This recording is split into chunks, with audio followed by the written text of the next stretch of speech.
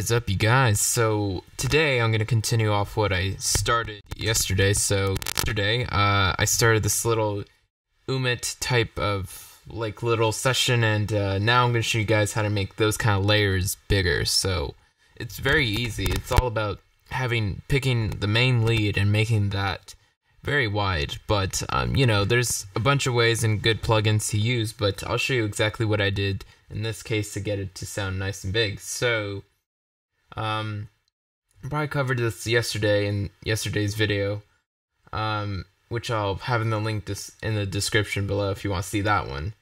And so pretty much all I did to the group was I added this little sausage fattener, but in this case the sausage fattener is here to add color and not fatness. So fatness is all the way down, color is around 18-19%. And the gain is actually down like negative 3.5 dB. So if I turn this off, my synths will be louder without it.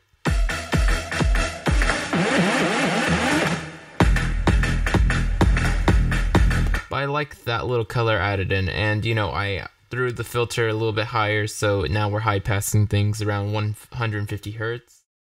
The side chain is a little bit more. It's a little bit stronger and faster, so it's adding more gain reduction pretty much.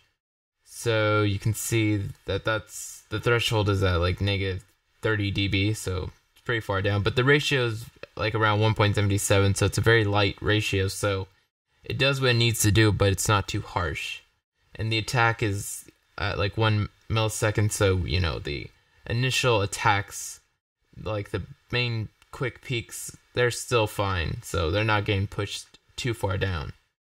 And then just a little bit EQ. So now, like I said, I chose my favorite, or my lead, the one preset that's basically the most important. So it's this one right here.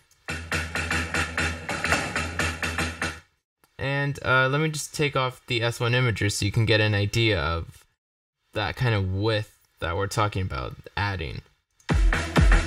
So let's keep it soloed.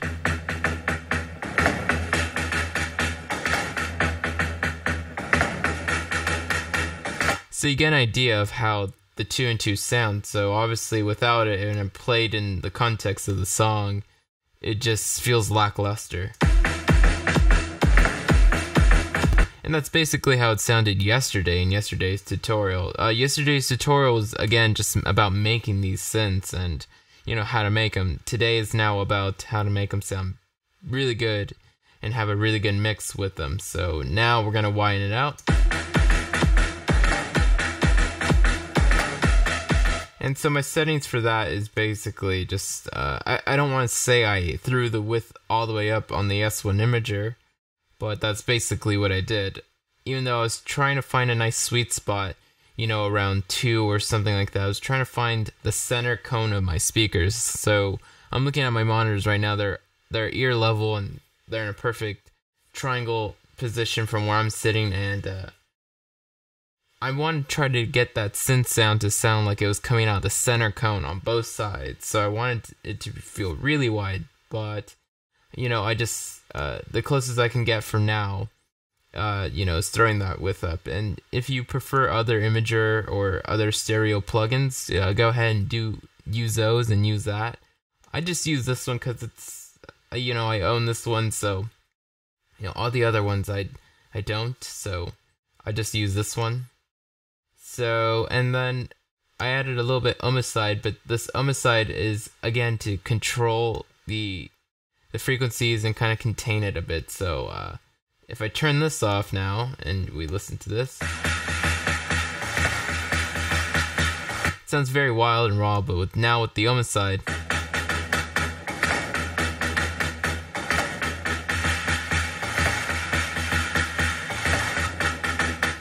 with the homicide it's more contained, and I like that cleaner sound. I mean, with it off, I'd have to do a lot of EQing and things like that. I mean, I still have to do that, but I mean, it's now just more clean, and now I can dirty it up if I wanted to. So what I'll probably do later is I'll make an audio balance of this once I'm for sure set on an idea. So once I find that synth or rhythm that I really like out of this preset, then I'll bounce that down.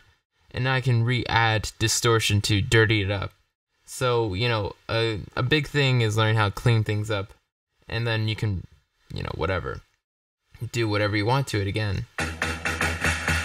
So, Homicide, it's been a while since I've shown this on my channel here. I don't always use it, but I know it's these kind of instances where I use them, because I know exactly what I can do with Homicide.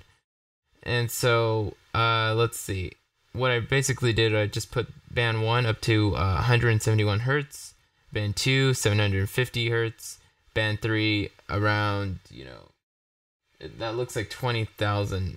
So it's pretty much all the way up. So we have our band set, and what I like to do, what I like to do with Homicide is I like to solo and listen to each of these bands and kind of do what I'll do to it. But I found out that, going through each one of these soloing, that I pretty much put the shape and the body on all 3 of these bands all the way up. So shape is all the way to sharp on all 3 of these, and the gain here, or the body, I'm sorry, is at 100% on all these. And the gain, we'll just set the gain levels real quick. On the low band, that's around plus 15 dB. On the mid band, that's around 24 dB. And the third and high band is around 0.27 dB. So you can see that right here at the top. And now I think I left this one right here on its default, so we don't need to change that. And this one is also probably on the default. I didn't change this one either, I think, but it's on the Smarty standard. By the way, there's differences between the XXX and the odd and the standard, so you just make sure you recognize that. And then the puncher on standard for the last high band. And I didn't mess around with the threshold, attack, or any of the release or amounts on any of these. Sometimes I'll mess with the amount on the noise gate, but not really. Not anymore.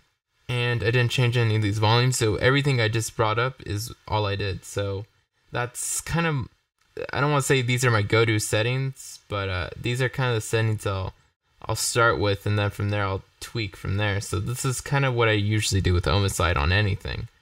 That's this kind of synthy thing. So if we turn now these 2 off, this is what must have sounded like yesterday in yesterday's tutorial. Sounds cool as a synth, but in terms of a mix, it needed to be fatter and huger. If those aren't even words, but that's fine. Huger.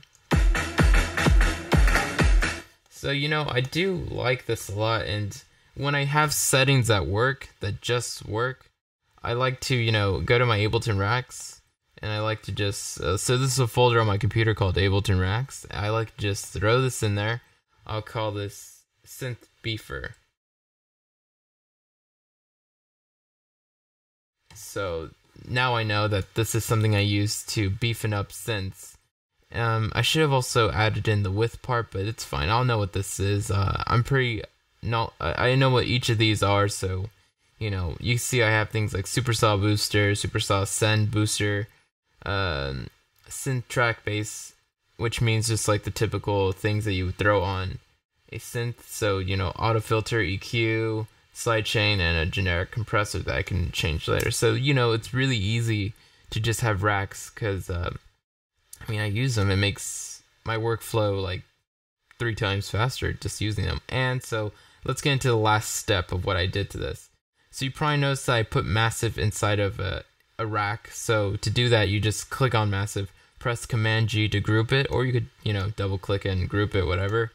And once you group it, you can pull up this little chain list. So right here, whoops, I hid Massive. So this button right here, let me see, whatever, I don't know why it keeps hiding Massive, but usually if you have these both double lit, you'll see both the Massive and the chains list. So what I did was I duplicated one side, so they're the exact same preset. I might have taken out a little bit of reverb. That might have been the only thing I've done differently to the patch since yesterday. when I did the other tutorial on the Umint raise your hands type synths. And so I duplicated both sides, and then I just panned one far left, far right. So 50L and 50R, so far left, far right. And that's basically what I did. So if I kind of now duplicate another one of these and turn off these two and put this in the center, this is what it sounded like before. And let me turn this off. So this is yesterday's tutorial basically, from where I left it. And now if I add in everything I did today, it's much fuller, bigger. That's the processing that I have applied in terms of sound design to make it sound wider. And, then you just add your basic sidechain and your, compression and all that stuff, and your EQ, take out some of the treble frequencies and the frequencies that are in these other layers that are built up. And, you should be able to have a good, decent, fat mix. So that's pretty much it, you guys, and thanks for watching. So, lates.